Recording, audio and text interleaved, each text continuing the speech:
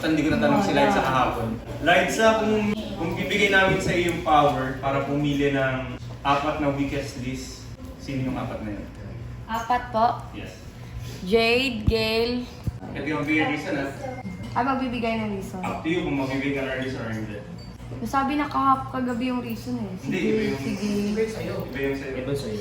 Si Ryle Mendez. Saka Sol. Gail...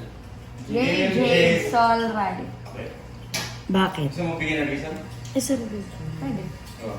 Si Sol kasi nale-left behind siya. Lalong-lalo na pag meeting. Ako yung naaawa sa kanya, hindi siya nakakasabay kasi hindi niya tayo naiintindihan. Tsaka si Ryle naman, gusto niya na umuwi.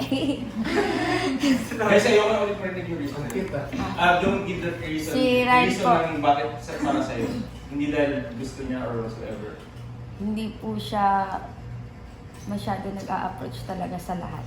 Like, parang pinipili niya lang. Saka minsan ako yung unang nag-a-approach. Saka si Jade din po, masyadong tahimik. Ako din, si Jade, ako pa unang nag-a-approach sa kanya, ako pa unang nag-aaya sa kanya. Tsaka di ko din po siya nakikita nakikipag-approach sa lahat. Si Gail,